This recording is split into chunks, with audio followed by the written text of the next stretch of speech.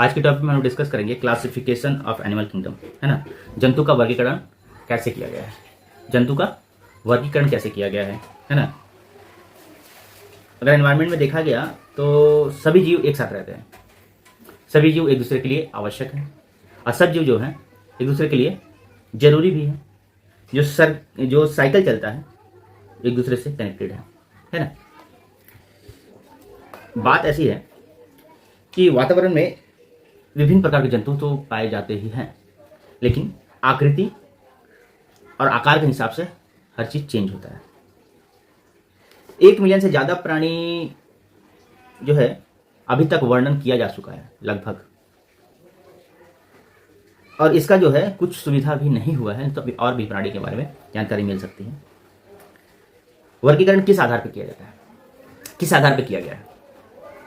संरचना, आकार, उनकी कोशिका व्यवस्था के आधार पर की गई है। शारीरिक बनावट, समसमिति, प्रगुहा की प्रकृति, मतलब कैसे वो लोग ट्रांसफॉर्म करते हैं, है ना, एक जगह दूसरे, पाचन तंत्र के हिसाब से, परिसंचरण तंत्र के हिसाब से, जनन तंत्र की रचना, इन सब चीज के आधार पर बांटा गया है। अगर हम बात करें एक सेकंड, बात करते हैं कि मौलिक लक्षणों के हिसाब से जंतु को कितने भाग में बांटा गया था। सबसे पहले संघ प्रोटोजोआ संघ, जिसको फाइलम प्रोटोजोआ कहा गया है। इस संघ में क्या होता है कि लगभग 50,000 प्रजातियां पाई जाती हैं।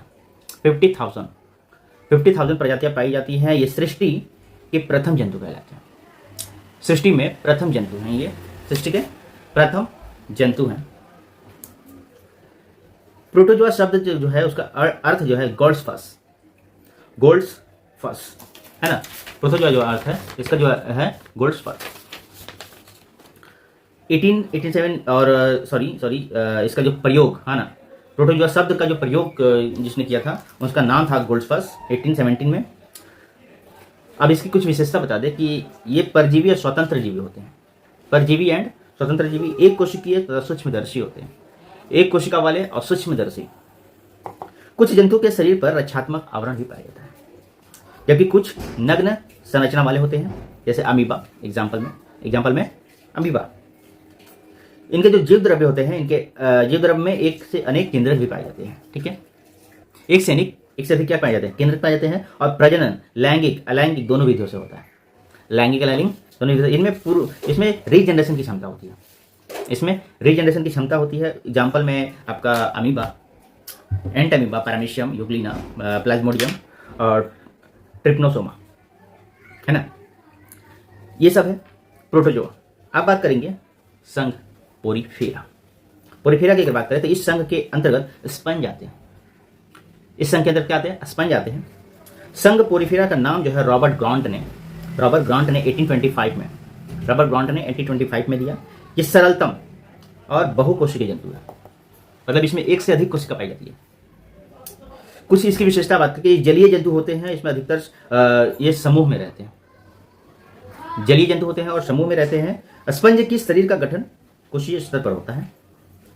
शरीर जो है अरिये समसीमित होता है। जलधारा के साथ में स्पंज भोजन व ऑक्सीजन ग्रहण करते हैं और उत्सर्जी पदार्थ तथा अपचित पदार्थों को निष्कासित करते हैं, उत्सर्जी पदार्थ को बाहर भी निकालते हैं। एग्जाम्पल अगर ले लें, ल्यूकोसोलिनिया, साइकॉन, यूप्ले कैटला और स्पांजिला, ये जो है ये पोरीफेरा संघ के जंतु हैं। उसके बाद संघ की बात को आगे बढ़ते हैं कि अगला संघ जो है निडेरिया, इसको हम लोग सिलेंट्रेटा भी कहते हैं। इस संघ को सिलेंट्रेटा नाम जिसने दिया, लियो कर्ट ने दिया 1888 में। इनकी 10,000 प्रजातियां पाई जाती हैं। ये मुख्यतः समुद्र में पाए जाते हैं, समुद्र में अधिकतर देखे जाते हैं। कुछ जंतु स्वच्छ जल में भी पाए जाते हैं। ये एकांकी तथा संघ जीवी होते हैं, मतलब अकेले भी रहते हैं, संघ में भी रहते हैं। शरीर का गठन उत्तक स्तर का होता है। शरीर का जो गठन है वो उत्तर के हिसाब से होता है। जनन अलिंगी लिंगी दोनों प्रकार का होता है। जनन जो है एक लिंगी और जनन अलिंगी दोनों तरह का होता है। एग्जाम्पल अगर इसमें जरूरी है, हाइड्रा, जेलीफिश, सी एनिमम, कोरल, फाइसेलिया, ये सब जो है इसका उदाहरण है। अब है अगला जो संघ है वो प्लेटी हेल्मिनथीज, प्लेटी हेल्मिनथीज, इसका जो पता गिनेनबार 1859 में लगा है। और इसमें कैसे जंतु पाए जाते हैं? चपटे कृमि वाले। चपटे कृमि वाले अधिकांश सदस्य परजीवी मतलब दूसरे को पर आश्रित रहते हैं। कुछ स्वतंत्र जीवी होते हैं। शरीर में तो देह गुहा का अभाव होता है, शरीर में देह गुहा का अभाव होता है। उत्सर्जन जो है ज्वाला कोशिका अथवा प्रोटोन फ्रीडियन द्वारा होता है। जंतु उभयलिंगी होते हैं। जंतु आप लोग को पढ़े होंगे, एक लिंगी, द्विलिंगी, उभयलिंगी। जीवन चक्र जटिल होता है, एक या दो अधिक पोषकों में पूरा होता है। उदाहरण है यकृति कृमि, फीता कृमि, प्लेनेरिया। एग्जाम्पल याद करके रखना है, ठीक है। संघ आगे बात करते हैं इसके लिमिन्थीज या फिर निमेटोडा, ये जंतु है। अब ये संघ में क्या है? इस शब्द का जो प्रयोग, इस शब्द का पहले प्रयोग किसने किया? ग्रोबन ने किया 1910 मतलब 1910 में किया। ये धागे के समान गोल कृमि होते हैं और संघ सामान्य लक्षण होते हैं। संघ के सामान्य लक्षण होते हैं। जैसे ये स्वतंत्र और अंतःपरिजीवी होते हैं। स्वतंत्र होते हैं, अंतःपरिजीवी होते हैं। साथ में ये इसका शरीर जो है त्रिस्तरीय होता है, मतलब त्रिस्तरीय मतलब 3 स्तर होते हैं, 3 लेवल होते हैं।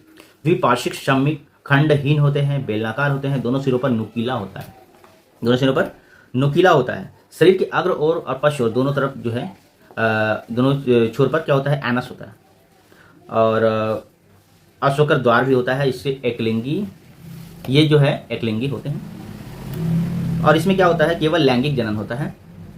उदाहरण एस्केरिस, हुकवर्म, थ्रेडवर्म, एंटीरोबियस। आगे बढ़ते हैं एनिलिडा। एनिलिडा जंतु जो है संघ सदस्य जलीय और संघ के सामान्य लक्षण मतलब कि इसे जलीय सदस्य में रहते हैं और ये जो है परजीवी होते हैं। और इसका जो वर्ड मतलब कि खोज किया, प्रयोग किया, वो सबसे पहले लेमार्क ने किया 1801 में। शरीर कैसा होता है? पतलाकार होता है, बेलनाकार होता है, खंड युक्त होता है, कोमल होता है। शरीर वो बाहर पर भीतर में समान भागों में खंड में बटा रहता है। शरीर पर उपचर्म होता है और पतला आवरण होता है। मुख्य शरीर के अग्र सिरे पर गुद्दा और पश्च सिरे पर एकलिंगी, उभयलिंगी होते हैं। कि नाम अगर इसका देखें तो केचुआ, जोंक, नेरिस, ये सब जो एनिलिडा वर्ग का जंतु है। उसके बाद आता है ऑर्थोपोडा संघ। ऑर्थोपोडा संघ, इसका जो है प्रयोग, इस शब्द का प्रयोग सिबोल्ड ने किया था 1845 में। यह जंतुओं का सबसे बड़ा संघ है, छोटे छोटे जंतुओं का सबसे बड़ा संघ है। इसके अंतर्गत 85% जंतु पाए जाते हैं। ये सर्वव्यापी होते हैं। इनके मुख्य लक्षण कौन कौन से हैं? तो यह संघ सदस्य जल, स्थल, वायु तीनों में पाए जाते हैं। शरीर पर काइटोन की खंडनुमा रचना और कंकाल जैसी रचना पाई जाती है। जंतु निमोर्चन द्वारा वृद्धि करते हैं। इसके द्वारा वृद्धि करते हैं निमोर्चन द्वारा। मुख्य उपांग चूसने, जो अंग है वो किस किस काम में आता है? चूसने में, छेदने में, काटने में, कुतरने में, इन उपयोग किया जाता है। मालपीजिया नलिकाओं द्वारा ये काम होता है। एग्जाम्पल में कॉकरोच, टिड्डा, झींगा, केकड़ा, बिच्छू, कनखजुआ, ये सब चीज़ एग्जाम्पल में है। तो ये ऑर्थोपोडा संघ के जंतु हैं। उसके बाद मोलास्का के बाद कि इसको जॉन्सटन ने इसका खोज किया था साथ में 1650 में, मतलब 1650 में मोलास्का नाम दिया इन्होंने। इनके अंतर्गत 75,000 प्रजातियाँ पाई जाती हैं। इस संघ के जंतुओं का उपयोग भोजन, आभूषण बनाने में किया जाता है। ये जलीय ये समुद्री और जलीय जंतु है। कुछ स्थलीय भी होते हैं। शरीर त्रिस्तरीय मतलब 3 लेवल का होता है। कोमल होते हैं, खंड रहित होते हैं, द्विपार्श्विक होते हैं, असमित होते हैं। शरीर पर पतले रंग का आवरण मेंटल से ढका होता है। कैल्शियम युक्त कवच भी होता है और साथ में एकलिंगी और अंडज होते हैं। उदाहरण के लिए घोंघा, सीपी, ऑक्टोपस, सेपिया, ये सब चीज होते हैं। संघ अगर बात करें इकाइनोडोमेटा, अगला इकाइनोडोमेटा। इस संघ की स्थापना जैकब क्लीन ने की 1738 में। ये समुद्री होते हैं। इनका उपयोग सजावट के लिए होता है। इनके लगभग 13,000 प्रजातियां हो चुकी है। और ये अगर इसकी विशेषता के बारे में जाने तो इसका शरीर चपटा होता है, गोलाकार होता है, नाले चपटा और गोलाकार, नालाकार, तारे जैसे दृश्य होता है। ये त्रिरस्ती मतलब 3 लेवल का होता है। मुख्य सिरे पर मुख्य प्रतिमुखीय और गुदादार रचना होती है। देह हुआ 3 भागों में बटा होता है और जिसमें जैसे जल संवहनी, हिमल, परिमहल तंत्र भी पाए जाते हैं। एग्जाम्पल के लिए तारा मछली, समुद्री खीरा, समुद्री अर्चिन, बिटल स्टार। उसके बाद अगला जो है बनता है वो है कॉर्डेटा। कॉर्डेटा शब्द की उत्पत्ति जो है नोटोकॉर्डन रखने वाले जंतु, मतलब इसका शब्द का अर्थ है नोटोकॉर्डन। रखने वाले जंतु। कॉर्डेटा शब्द का प्रयोग जो है 1880 में वाल्फॉर ने किया और इस संघ के अंतर्गत 80,000 जातियाँ पाई जाती हैं। 80,000 जातियाँ पाई। कॉर्डेटा के जो समूह है उसमें दो हैं, जैसे एक्रेनिया और क्रेनिएटा।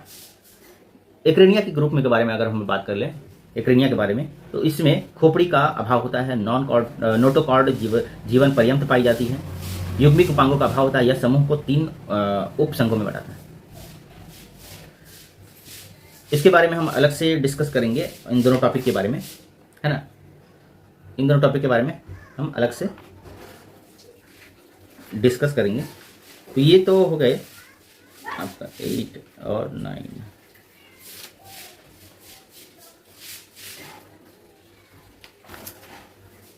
ये जंतु के हो गए, है ना।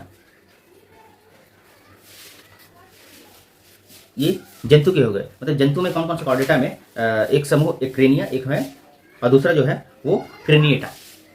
और अब इन दोनों का जो टॉपिक है बहुत लंबा है, तो इसको हम लोग जैसे सेकंड वाले क्लास में कंप्लीट करेंगे। ओके, चलिए मिलते हैं हम लोग नेक्स्ट वीडियो में। तब तक के लिए चैनल को सब्सक्राइब करें, लाइक करें और शेयर भी करें, और सारा सिलेबस जो है अच्छी तरह से पढ़ के समझने की कोशिश करें, ठीक है। और अगर इससे बेटर चाहिए तो आप लोग भी कमेंट कर सकते हैं। और इसके लिए हमने एक वीकली टेस्ट शेड्यूल स्टार्ट किया है, तो आप लोग कमेंट करें, आप लोग को डायरेक्ट आपको मैसेज किया जाएगा। Thank you.